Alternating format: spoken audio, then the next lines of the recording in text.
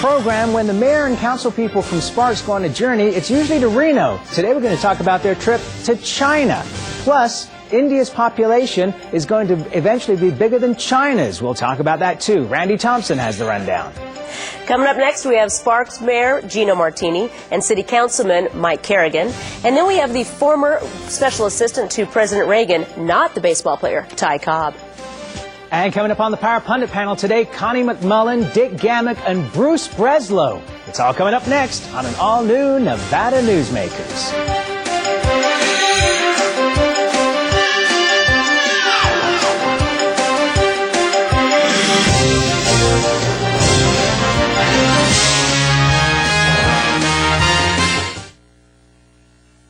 Nevada Newsmakers, brought to you in part by the Tahoe Reno Industrial Center, the world's largest industrial park, the resort at Red Hawk, and the Peppermill family of casinos.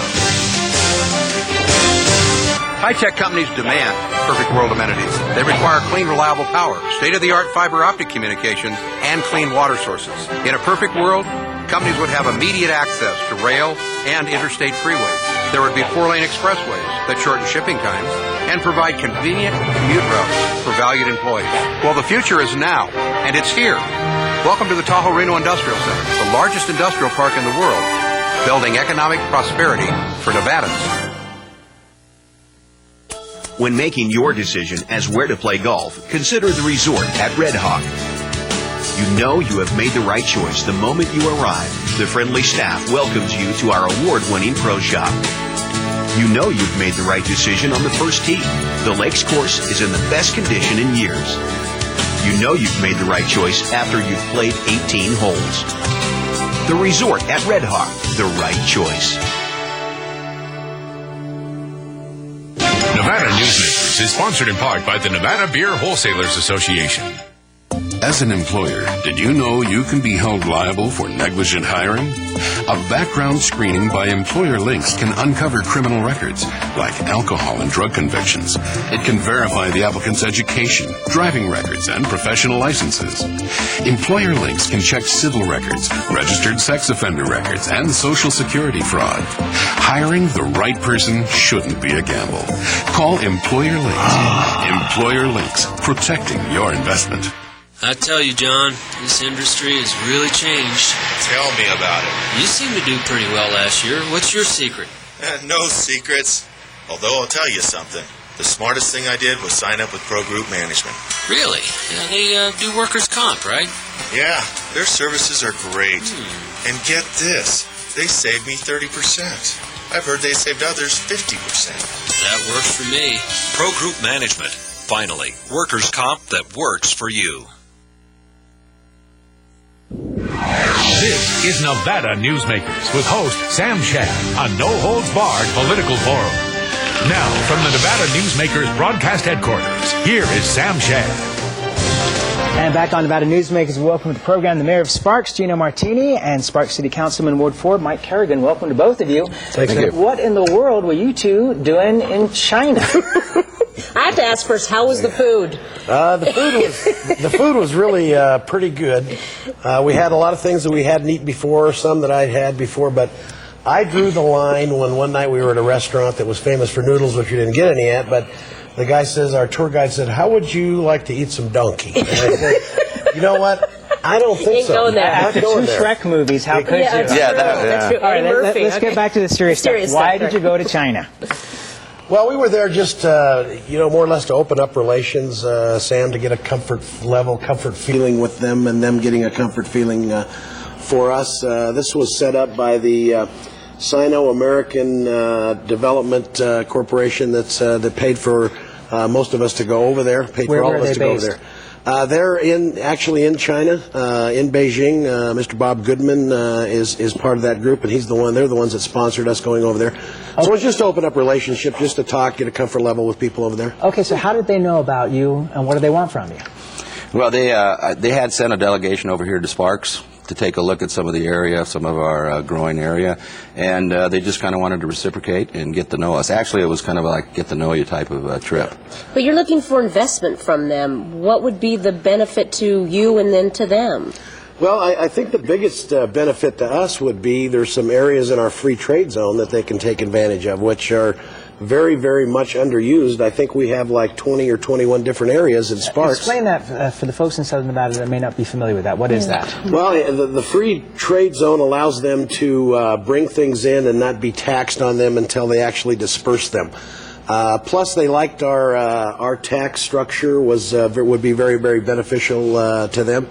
So my feeling would be that they could benefit much more from bringing stuff over here than us going over there. I don't know that we would be comfortable with investing over there. Okay, now, was there any tourism aspect to this? I think we had maybe a half a day of tourism. We got. Well, no, I was actually meaning. Oh, you mean when they came up? Well, to come over people, here. I'm thinking maybe they could come over and stay at the Nugget. You know, that we really didn't touch too much on tourism. I mean, we gave them the tourism pitch and said that, you know, we are a area that has some good outdoor activities, and they were more interested in the free trade zone and some of the warehousing aspects as well. Any particular industries that were interested? You know, there was one that we met with in a small town, and when I say small town, it's a small town of 1.3 million called Liang. They produce 75% of the world's fireworks in this one small town of 1.3 million. They were kind of interested in maybe coming over here and having a distribution center somewhere. So that was one. And then there were several others that we met with in Beijing. Maybe, Mike, you can remember some more than I don't. Yeah, there were some high-tech high-tech companies. That were killer Star-Spangled Sparks display then, huh? Exactly. You know what? And those fireworks may, I have to ask the guys that put them on, but those fireworks may come from that town in Leon. Interesting. They put on a fireworks show for us and it was just for us being there. It was probably a $40,000 or $50,000 fireworks show. Wow. And it was, let me tell you, it was spectacular. I've seen a lot of fireworks in my advanced years, but I saw some things there that I had never, ever seen before. Now, is the free trade zone, is that a federal designation, a state designation, just a City of Sparks thing? How does that work? I think it's a federal. It's federal. Federal designation. Yeah. Okay, so it's, so they don't have to pay. Yeah, so it's federal excise tax. Right, it has to do with customs. Exactly. Okay. The customs import taxes. Very cool. All right, so where do we go from here? You know, that's a good question. That's my job. Yeah, I know that. I told them that, you know, this for us, this was a good trip. It was an interesting trip, and we met a lot of people. We met a lot of business people over there and realized that they are business people that just want to do business like we want to do. But on the other hand, we met some people, and, you know, we have to remember, we have to keep this in perspective. After all, it is a communist country. So I would think that maybe their turn would be to come back here again and visit us again. And I'm thinking it's going to take a little bit of time before anything actually transpires. But at least it's the first step. Well, it is, but, you know, and the mayor brings up a good point. I was former military, so I was paranoid anyway going into a communist country. And when we were in Beijing, it was, you know, we were pretty free to do what we want. We went to the small town down south.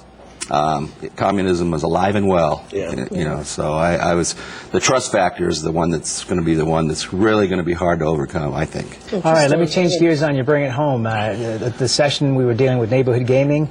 There's a moratorium on new casinos in Sparks at this point, and Harvey Whittemore and the Pep Mill want to go ahead with one in Spanish Springs. Are you going to lift the moratorium? Is he going to get to build his casino? Well, really, that one's not under the moratorium because it started prior to the moratorium. So he's preparing a handbook, and it will be moving forward. How it goes, how it comes out, hard to say. What's the process here? I mean, does the city council have to approve the license and approve the handbook? Okay, and is there a public element to that, or a public hearings? There's going to be a lot of public hearings. The thing is also that because he has 200 rooms along with the casino, then it doesn't. Our moratorium is just for standalone casinos without hotel rooms. So he's not. So the moratorium wouldn't mean anything to And him. let me confirm this. That this is accurate. So if he builds 200 rooms, he can apply for a license for that property. He doesn't have to use the license that he got from the old Reno casino. Right. He could use that license. Would still be in play. Right. But he could use that license if he wishes, or he can apply for another one because he's. But it wouldn't make much sense because that's a very valuable license. Sure. Why would you just give it away when you've already built the rooms? Right. Exactly. Okay, gentlemen, very interesting. Thank you both so much for being here. We welcome you back anytime. Yeah. Okay, we'll be thank right you. back on Nevada Newsmakers. He's going to keep on international right after this. For a videotape copy of any Nevada Newsmakers program, call 775-857-2244. The tapes are $20 each, including shipping. My family started this business 27 years ago. We work hard to serve our customers and our community. but it's getting harder and harder to keep the doors open. For example, our workers' comp is going through the roof. Isn't anyone on my side anymore? The Retail Association of Nevada is. If you're a small business owner, we can cut your workers' comp by up to 50%, lobby for your interests, and keep you informed. Put us to work today.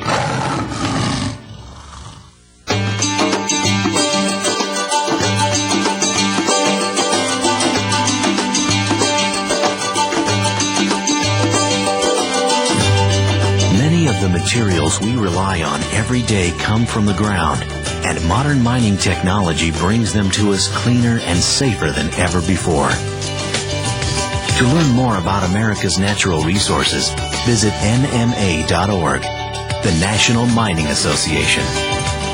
If it's fun, it's here at the Peppermill, the $100,000 video-themed slot celebration, with more winners each week, 100 random winners every Monday and Wednesday, and more cash prizes. $6,000 random drawings every Friday, plus chances to win up to $1,000 in free slot play on Mr. Money's Challenge. You'll have more fun with the Peppermill's video-themed slot celebration, now worth over $100,000. The slots that rock are at the Peppermill. Where are you winning?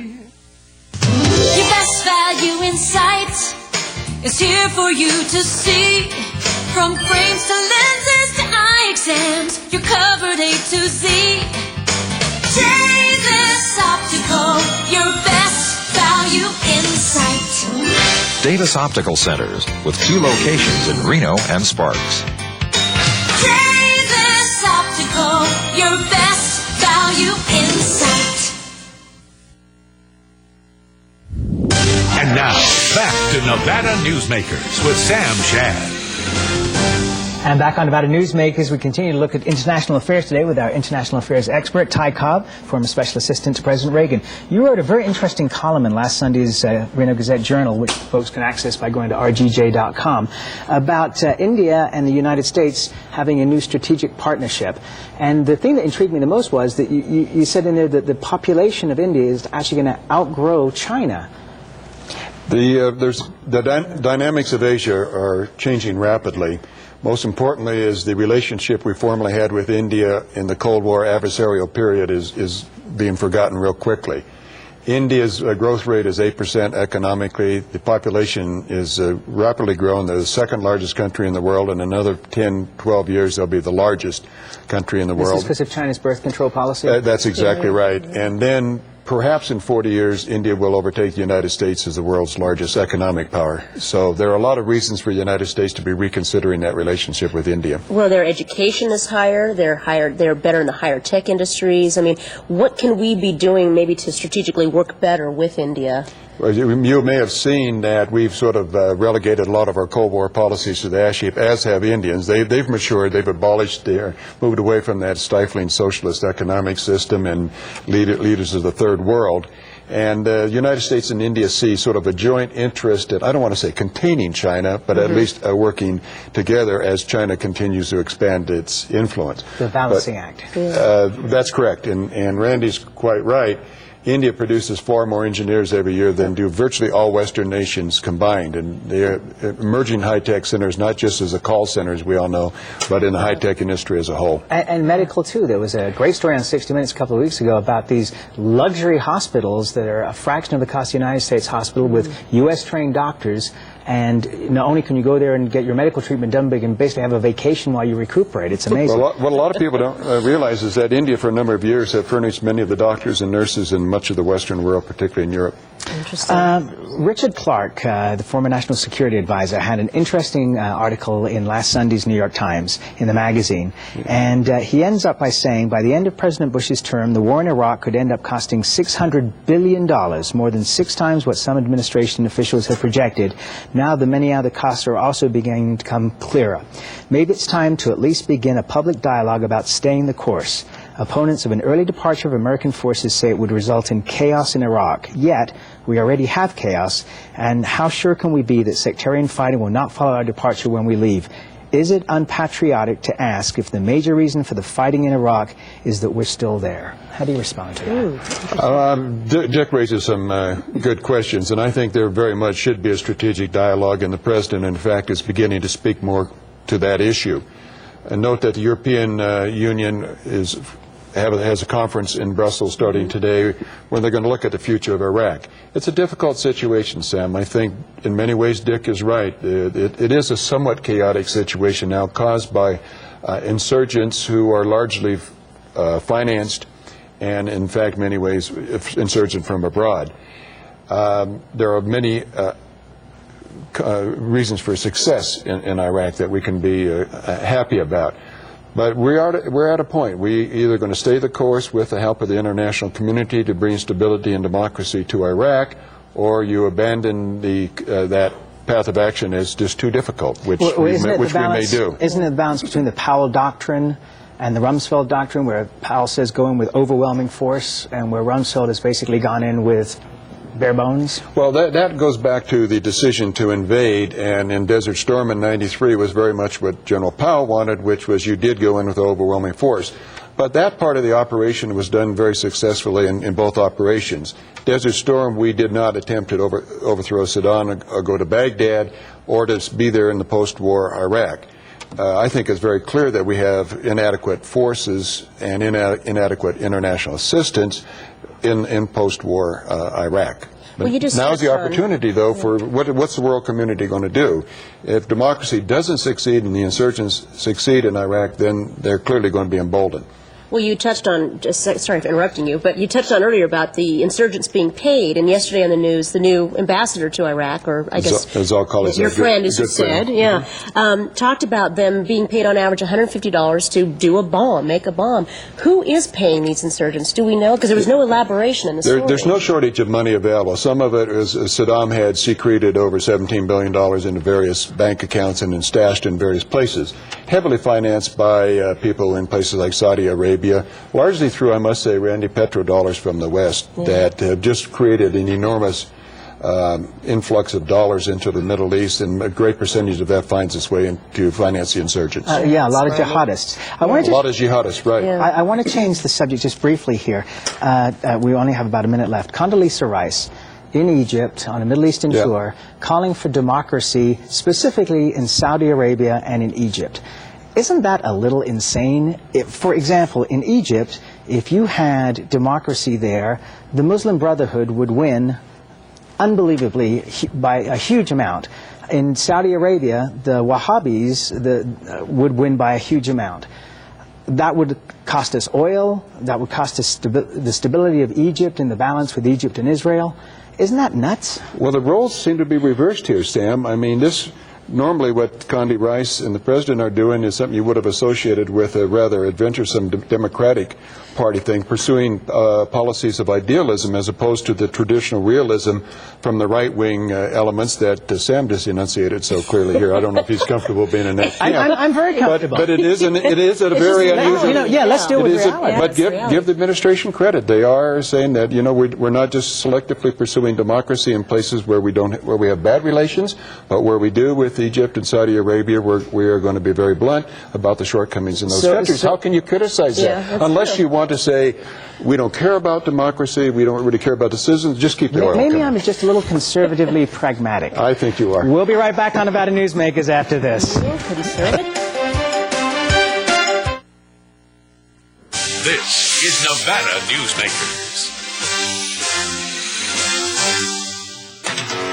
Since its creation more than a decade ago, the Southern Nevada Water Authority has focused on 3 goals: preserving water quality, improving water conservation in Southern Nevada, and meeting the community's current and future water needs. Through thoughtful planning, responsible management, and collaboration, it's succeeding. As we move into the 21st century, the authority continues to embrace sustainable water development and efficient water use. That's our promise to Nevada. When making your decision as where to play golf, consider the resort at Red Hawk. You know you have made the right choice the moment you arrive. The friendly staff welcomes you to our award-winning pro shop. You know you've made the right decision on the first tee. The Lakes course is in the best condition in years. You know you've made the right choice after you've played 18 holes. The resort at Red Hawk, the right choice. So, who do you use for workers' comp? Pro Group Management. Ah, I've heard some good things about them. You bet. Employee background checks, safety training, claim seminars. Oh, and here's the great part. If you have an issue, they work for you, not against you. Sounds perfect. And expensive. Well, that's the best part. They saved me 30%. I've heard they've saved others 50%. Works for me. Pro Group Management. Finally, workers' comp that works for you. As an employer, did you know you can be held liable for negligent hiring? A background screening by employer links can uncover criminal records, like alcohol and drug convictions. It can verify the applicant's education, driving records, and professional licenses.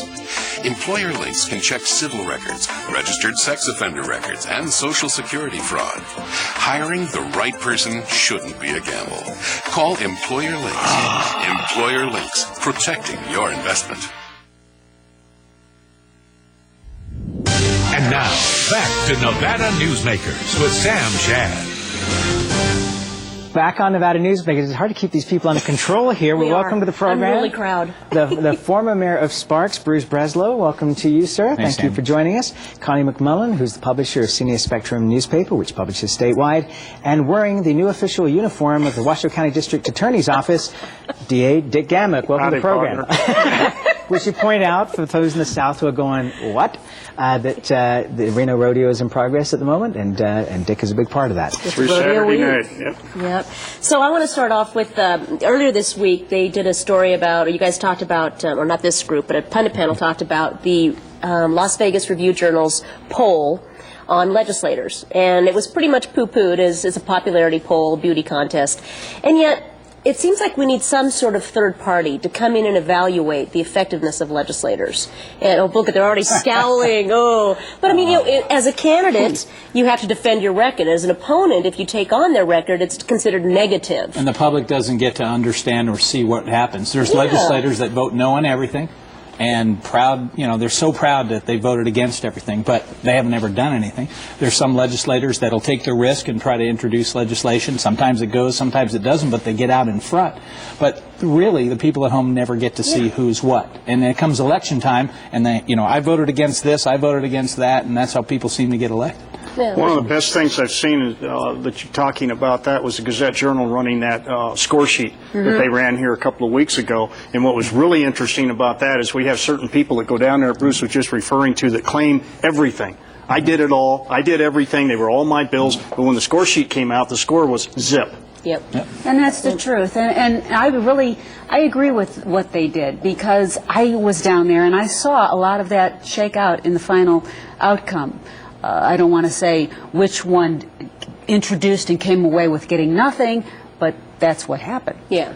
So it seems like we need to have more coverage like that. And I don't want to discourage the Review-Journal or anybody else from doing those kind of stories. But when we poo-poo them, it's got to be at least like the Gazette did. It was substance. It was, they introduced this bill, they didn't get anywhere. But do you think there's another third party besides the media that should be doing that? Well, there's a reason why certain legislators don't get anywhere with their bills, too. Because they will not participate in the process. And if you don't, once your bill comes up, no matter how good your bill is, you're not even going to get it included. But could there be a third party in the state that could make these points? I think the media would just factually... That's the media's job. Just factually report it. I don't need editorializing. I don't need them telling us what we think or how we should think or what we should think. Because that's our job here on this pundit panel.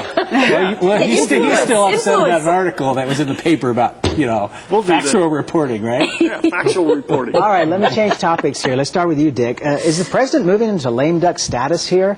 He's got Social Security legislation moving forward without private accounts. He's got John Bolton's nomination in trouble here.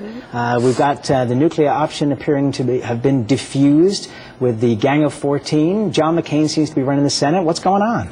I'm not really sure. I think what's probably happened with the president is he's got too many war fronts going right now, and he's trying too many major things that he's trying to do and trying to get it all done before he finishes his term, and it's just leading to it just seems to be all getting jammed up and everything. There's got to be some major decisions made on Iraq and what we're going to do there and where we're going and what's going to happen. And then all this other stuff happening too. It's looks like he's got his hands full.